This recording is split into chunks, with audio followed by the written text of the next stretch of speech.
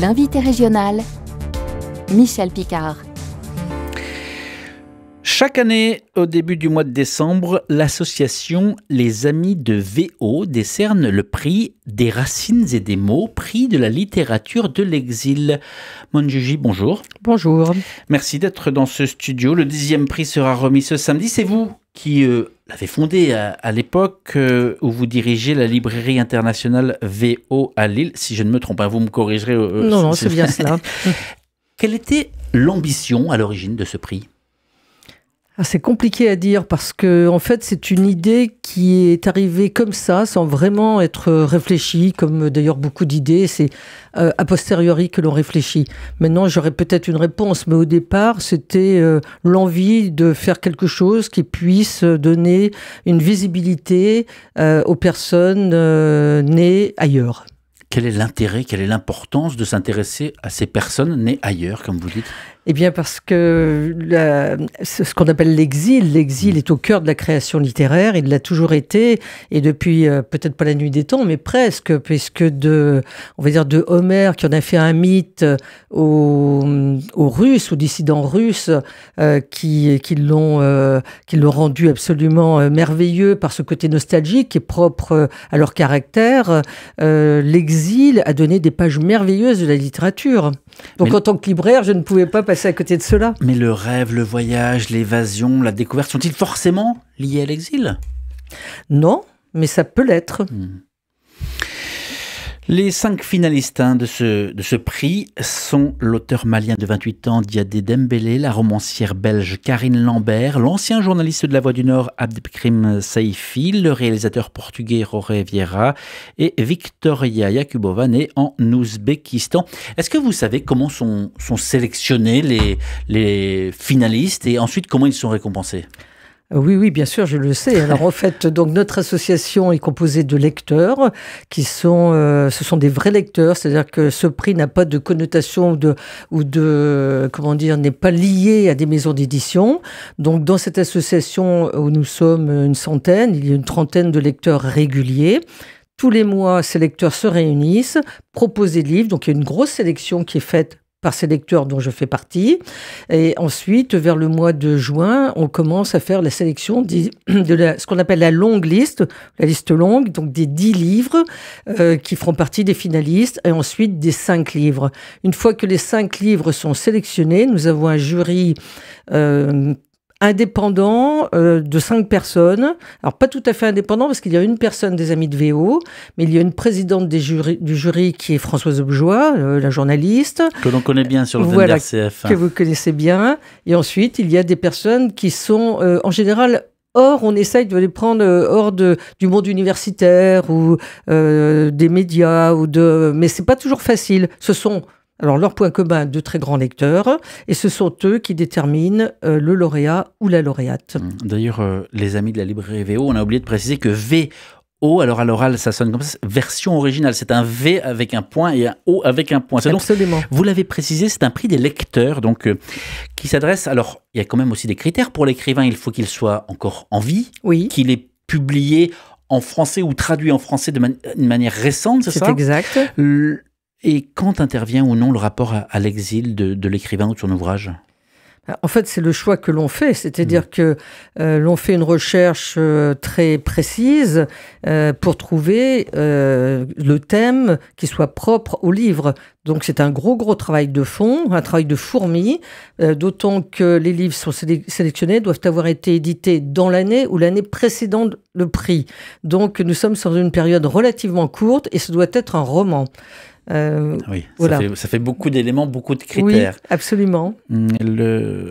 Est-ce que c'est pas tout de même assez élitiste finalement de s'adresser à des publics qui se passionnent pour l'exil, qui se passionnent pour finalement l'ouverture, l'autre, l'ailleurs, alors que certains lecteurs pourraient, et notamment se contenter de romans de gare, de romans autres. Mais l'exil peut être également un roman de gare. D'ailleurs, dans la gare, il y a le départ ou l'arrivée. Donc, c'est aussi le voyage. Si vous voulez, non, je ne pense pas que ce soit élitiste. Ce sont des romans, donc ça s'adresse à tout le monde, sauf qu'il y a effectivement un thème commun qui est l'exil. Ça, on ne peut pas le nier, mais ça peut vraiment parler du voyage, de la recherche des origines.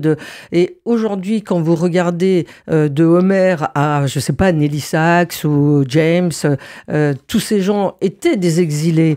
Même Lamartine dit que l'homme est exilé, puisque l'âme est exilée dans son corps. Donc, vous voyez, on n'arrive pas à comprendre vraiment ce qu'est l'exil, mais l'exil est partout. Mais Monjoji, est-ce que vous sentez, depuis quelques années, même quelques mois, la déviation finalement du mot exil? Désormais, on parle de candidats à l'exil pour des hommes, des femmes qui meurent ici, là, à nos côtes, des gens qui tentent de traverser ce que peut-être les auditeurs, auditrices avaient moins l'habitude, puisque c'était loin. Est-ce que ça a un impact sur la manière dont on parle d'exil? Alors c'est compliqué parce que, c'est la réponse qui est compliquée à faire parce que je vais vous parler d'une chose un peu banale, c'est-à-dire que j'ai besoin d'une assurance pour notre association et quand j'ai dit nous organisons un prix de la littérature de l'exil, en fait l'assureur a pris peur parce qu'il voyait les migrants et que le migrant fait peur. Et donc là, oui, effectivement, ça a un impact. Mais l'exil, encore une fois, est partout. Ça peut être le migrant, mais ça peut être vous, ça peut être moi, ça peut être mes parents, mon voisin. On a mis une connotation très particulière, mais l'exil, c'est le réfugié, c'est celui qui fuit la guerre, mais c'est celui aussi qui est amoureux de quelqu'un et qui change de pays, c'est celui qui va faire un stage Erasmus. L'exil est multiforme. Donc, forcément, ce qui se passe sur les côtes, et ici nous sommes frappés de plein fouet parce que c'est très très proche, et finalement, ça donne une vraie réalité, et c'est bien que l'on soit averti et informé. Ça nous rend humains, en fait. Oui, absolument. Vous avez fondé, puis géré pendant 16-17 ans la librairie VO à Lille, librairie de littérature étrangère en version originale. Qu'est-ce que vous avez appris et retenu de ces années qui continuent aujourd'hui à alimenter finalement l'élan dont vous nous faites part? J'ai appris que aujourd'hui les langues sont indispensables dans notre vie, qu'on le voit particulièrement à l'école, où l'on apprend de plus en plus jeune une langue étrangère. Alors évidemment, il y a cette toute-puissance de l'anglais, mais en fait, on s'aperçoit que l'allemand a encore des beaux jours, l'espagnol, il y a des classes bilingues, des classes européennes, et il y a une véritable mouvance ou un mouvement des gens qui voyagent. Aujourd'hui, il est facile de se déplacer, beaucoup plus qu'il y a 30 ans, ou 40 ans, ou 60. Donc les gens ont besoin, les gens en général, ont besoin de parler une langue. Et c'est un rapport à l'autre, c'est une ouverture à l'autre, la langue étrangère. Et bien sûr, c'est une ouverture à la littérature étrangère qui nous permet d'avoir des pages exceptionnelles. Mais est-ce à dire pour autant qu'il faut maîtriser les langues pour aller à la rencontre? Pas du tout, mais c'est un atout. C'est un atout. D'ailleurs, on l'a précisé, mais tous les ouvrages sont ou écrits ou traduits en langue française. Et donc, ils sont accessibles à tous celles et ceux qui nous écoutent, qui peuvent très bien les lire dans la langue française. C'est bien cela, oui. C'est bien cela. Donc, Monjoji, merci d'être avec nous. Je rappelle que chaque année, au début du mois de décembre, l'association Les Amis de VO décerne le prix des racines et des mots, prix de la littérature de l'exil, un prix que vous avez en quelque sorte fondé il y a déjà, donc, on l'a compris, une dizaine d'années, puisque c'est le 10e qui va être remis ce samedi à Lille. C'est vous qui l'avez fondé à l'époque où vous dirigiez la librairie internationale VO. L'entretien intégral va être à retrouver sur la page YouTube d'RCF Hauts-de-France. On peut attaquer une petite partie personnelle, ça vous n'est... Je vais essayer de répondre. Pour tenter de comprendre, parce que votre formation, vous êtes diplômé en linguistique comparée de langue romane, mais si j'ai bien compris, vous avez vendu des meubles. Oui. Et puis finalement, alors vous êtes né dans le 42, la Loire. Dans la Loire, à Roanne. Vous êtes arrivé dans la région à Lille en 76, ça remonte un petit peu. Et puis donc vous avez franchi le pas finalement. Est-ce à dire que ce qui vous trottait dans le cœur ou dans la tête a pris le dessus? Est-ce que c'est un concours de circonstances? Parce que ça paraît être un virage à 180 degrés. Oui, mais moi je ne crois pas au hasard, donc je ne sais pas. J'ai fait de la linguistique comparée parce que j'étais passionnée par ça, et puis je n'ai pas mené les études pratiquement jusqu'au bout, si, mais je n'ai pas enseigné, je n'ai pas été chercheur. J'ai eu une opportunité de travailler en Italie. Alors c'est compliqué, enfin c'est pas compliqué, mais je n'ai pas envie, de vous parler de ma vie intime, de mes études dans la ville de Lyon, une ville que j'adore. Mais qui, à la fin, n'ont pas donné le résultat que j'attendais. Donc, j'ai fermé la porte de l'université. Je suis partie. J'ai eu la chance de rencontrer mon époux. Je suis venue à Lille. Et là, il fallait que je fasse quelque chose. Donc, à l'époque, lorsque nous faisions des études littéraires, eh bien, on pouvait trouver du travail, mais pas partout. Je parlais quelques langues, mais ça n'était pas suffisant. Et finalement, eh bien, j'ai eu l'opportunité de rentrer dans une entreprise en tant que sténo, dactylo, correspondancière. À l'époque, ça existait encore. Et puis, très rapidement, je me suis aperçue que je n'étais pas faite pour travailler pour une structure, pour un patron. Donc, j'ai créé ma propre entreprise, petite micro-entreprise. Et depuis, j'ai toujours été indépendante. Est-ce que ce sont les rencontres, finalement, qui vous ont motivé? Bien sûr, bien sûr. Ce sont les rencontres, mais c'est aussi des idées qui surgissent, on ne sait pas d'où. C'est-à-dire que lorsque j'avais donc une entreprise en Italie, je faisais les déplacements Lille-Milan très régulièrement. Et lorsque j'ai cessé cette activité pour des raisons propres, j'ai cherché une idée, mais cette idée d'ouvrir une librairie en version originale, elle est arrivée comme ça. J'ai eu l'impression qu'elle n'était pas réfléchie. Mais après, a posteriori, je m'aperçois que les études que j'ai faites ont quand même alimenté, je pense, cette idée et m'a permis de la faire aboutir. Et nous sommes finalement le fruit de nos rencontres et de nos choix de vie. Il y a quelques années maintenant, alors Martine Aubry vous a remis, vous voyez les photos encore tout à l'heure, les insignes de chevalier de l'ordre des arts et des lettres. Est-ce qu'on valorise assez aujourd'hui encore cet amour des lettres? Bon, je pense que oui. Alors, cette décoration, moi, je sais pas, j'avais l'impression de l'usurper un peu parce que je n'ai pas écrit d'ouvrage, mais en fait, c'était un remerciement à ce que j'ai apporté peut-être à la ville de Lille en termes de culture. Mais aujourd'hui, il y a beaucoup de personnes qui sont remerciées, au sens noble du terme, pour ce qu'elles apportent au monde culturel. Mais puisqu'on parle de livres, principalement, les jeunes lisent de moins en moins. Je regardais les chiffres tout à l'heure. Il y a l'une des études les plus récentes, c'est du CNL, du Centre National du Livre. Elle dit que les jeunes lisent de moins en moins, passent 10 fois plus de temps sur les écrans que dans les livres. On pourrait se dire très bien si on lit sur des écrans. Mais or, eh bien, les 16-19 ans, un tiers des jeunes ne lit pas du tout. Hors de l'obligation scolaire, donc un tiers ne lit pas du tout quand on était à 15% il y a 10 ans. Comment est-ce qu'on remédie à cette tendance et est-ce que c'est inquiétant? C'est inquiétant si on ne fait rien, bien sûr. Moi, je pense que la lecture, c'est indispensable. C'est quand même quelque chose qui nous forme, qui forme notre esprit, qui forme nos valeurs. Donc, lire, ça développe notre esprit critique. C'est quand même extrêmement important. Comment y remédier? Je ne sais pas. Je pense qu'il faut peut-être éduquer les parents. Et puis, au niveau national, je crois que le CNL fait quand même énormément de choses pour la culture. Mais quand vous dites que les jeunes ne lisent plus, je dirais que c'est quand même un problème de milieu. C'est un peu affreux de dire ça, mais je suis passée tout à l'heure à la nouvelle librairie internationale VO, qui est à Lille, rue Gustave Delory. C'est plein de jeunes. Donc de jeunes qui ont 15 ans, 16 ans, 17 ans. Mais ils font partie, ces jeunes-là, de sections internationales.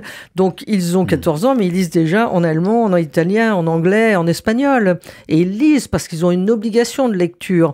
Alors, je ne sais pas comment sont faites ces études, comment sont faits ces sondages. Moi, je trouve ça surprenant, mais autour de moi, les jeunes lisent. Et les enfants lisent. Développement du cerveau, du langage, concentration, imagination, empathie. Scientifiquement, les bienfaits sont connus de la lecture. Selon vous, quel est le bienfait le plus marquant, le principal, le plus motivant, le plus important? Ça développe l'imagination. L'imaginaire, c'est quand même, pour un enfant qui vit dans un monde un peu irréel, c'est aussi ce qui permet sa construction. Je ne sais pas si c'est le plus important, mais c'est très important. Moi, j'ai juste celles et ceux qui nous écoutent et qui se disent, bon, moi, j'ai pas forcément ni le temps, ni l'habitude, mais ça me motive, tiens, pourquoi pas, je me remettrais bien dans un livre, mais je suis pas non plus un grand intellectuel, je peux pas m'attaquer à des... Vous leur conseillez quoi? Comment est-ce qu'on fait pour reprendre la lecture? Comment on reprend le sport parfois pour reprendre la lecture, pour réapprendre? Moi, je pense qu'il faut aller dans une librairie, si possible une librairie indépendante, c'est-à-dire qui n'est pas menée et dirigée par des maisons d'édition, c'est-à-dire que le libraire a son propre choix. Et dans toutes les librairies qui sont, alors bon, en tout cas dans la région, nous avons quand même un maillage assez important de librairies indépendantes et avec des gens qui sont tout à fait formidables et qui sont capables d'apporter le conseil nécessaire pour ouvrir les autres à la lecture en fonction de leur envie et de leur niveau et de leur motivation. C'est la seule chose qu'il faille faire. Ça paraît simple et ça peut être un appel justement avant Noël, parce que Noël c'est aussi, j'imagine pour les libraires indépendants en particulier, un moment assez important dans l'année. Bien sûr, c'est le moment le plus important parce que c'est là, en fait, une librairie, elle doit vivre financièrement. Donc Noël, Pâques, ce sont des périodes qui sont extrêmement importantes. Et c'est vrai qu'à l'époque, moi, lorsque j'étais libraire, je disais mieux qu'un cadeau, offrez un livre. Et en fait, bon, c'est une espèce de punchline, mais c'est quand même une réalité. C'est-à-dire que lorsque vous choisissez bien le livre à la personne à laquelle vous l'offrez, voilà, ça peut créer un miracle, c'est excessif, mais de très très belles choses. On aime les miracles ici sur l'antenne d'RCF. Revenons au prix. Donc, d'abord l'expo photo. Alors, il y a eu des événements déjà ces derniers jours. L'expo photo nordiste d'ailleurs est encore à voir à la médiathèque Jean Lévy de Lille dans le cadre de ce prix. C'est là d'ailleurs que le prix 2024 sera remis ce samedi à 17h et dimanche parmi les événements. Une table ronde exil et littérature avec les écrivains. Elle sera prévue à 10h30, animée par Françoise, que vous avez cité tout à l'heure, Françoise Objoie. Pour conclure, le mot de la fin sur ce prix. Alors, peut-être certains vont se rendre, ils ont entendu, ils sont... Mais quelle particularité, quelle originalité ? C'est l'exil qui est original parce que, en fait, c'est un mot qui est un petit peu dévoyé et je dirais encore une fois que ça donne les plus belles pages de la littérature. On le voit depuis que la littérature existe, depuis très longtemps. Les plus belles pages parlent d'exil. On parle je parlais d'Homère, mais de Nelly Sachs, de Limonov, de James, enfin de très grands écrivains qui étaient des écrivains voyageurs. Maintenant, on a repris ce terme d'écrivain voyageur, il n'était pas forcément en exil. Alors l'exil, pour certains, c'est aussi l'impossible retour. C'est là où ça prend une connotation un peu plus émotionnelle et difficile. Mais c'est là aussi où ça donne les plus belles pages de la littérature. Avec cette notion aussi de déracinement qui fait partie de l'intitulé de ce prix. Manu J, merci d'avoir fait le déplacement. Je vous en prie, merci à vous.